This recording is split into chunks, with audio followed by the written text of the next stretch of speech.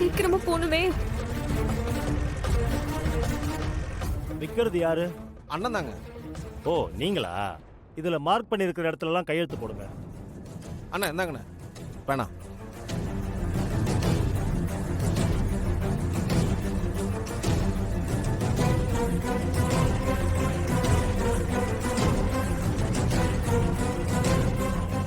வாங்க போறது நீங்க தானே? ஆமா சார். நீங்களும் அதுல மார்க் பண்ணிருக்கிற இடத்துல எல்லாம் கையெழுத்து போடுங்க.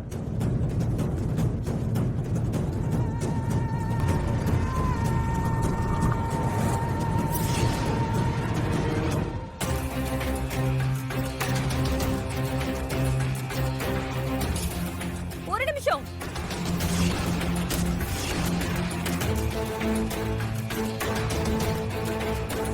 டேய் அண்ணே இவ பிரங்கடா தெரியலையே.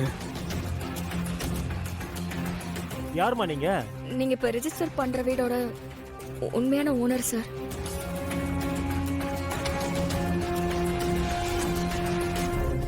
என்னம்மா சொல்ற? ஆமா சார், அது எங்க வீடு. அது எங்க அம்மா வீடு. என் அனுமதி இல்லாம விற்க பாக்குறாங்க. என்னங்க இதெல்லாம்? அவங்க வீடுன்னு சொல்றாங்க. இல்ல சார், அவங்க ஏற்கனவே எங்களுக்கு பவர் ஆஃப் அட்டானி கொடுத்துட்டாங்க சார். இப்போ வேணும்னே வந்து பிரச்சனை பண்றாங்க சார். சார், நான் பவர் ஆஃப் அட்டானி கொடுத்தது உண்மைதான். நான் அந்த வீட்டை இவர்கிட்ட அடகுதான் வச்சிருக்கேன். ஆனா இப்போ எனக்கே தெரியாம அந்த வீட்டை விற்க பாக்குறாங்க. என்னங்க இதெல்லாம்? ஏதோ பவர் ஆஃப் அட்டானி அப்படின்னு புரியாத மாதிரி எல்லாம் பேசிட்டு இருக்காங்க. அதெல்லாம் ஒண்ணு இல்லைங்க. இவங்க வீட்டை ஆல்ரெடி அடமானம் வச்சு கை நீட்டி காசையும் வாங்கிட்டாங்க. பணத்தை கேட்டா பணத்தை திருப்பி கொடுக்கவே இல்லை. வீட்டை வித்துடலான்னு அதிகாரமும் கொடுத்துருக்காங்க. சரி, உங்களால பணத்தை கொடுக்க முடியாதுன்னு வீட்டை விற்கலான்னு முடிவு பண்ணோம். நான் உங்ககிட்ட பணம் கொடுக்கறேன்னு தானே சொல்லிருக்கேன். அப்ப வீட்டை விக்கிறீங்கன்னா என்கிட்ட சொல்லணும்ல.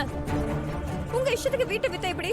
நீ பணத்தை ரெடி பண்ணி தரேன்னு சொல்லி ஒரு மாசம் ஆச்சு. ஆனா ஒரு பைசா இது வரைக்கும் வரல.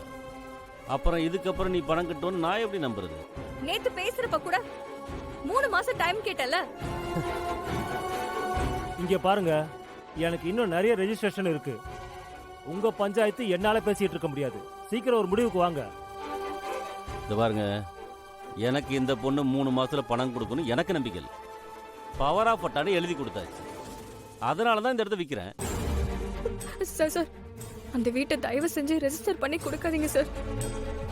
எங்க அம்மா ஞாபகமா எனக்கு இருக்கிறதே அந்த அந்த ஒரு வீடு தான் சார். எங்க அம்மாவே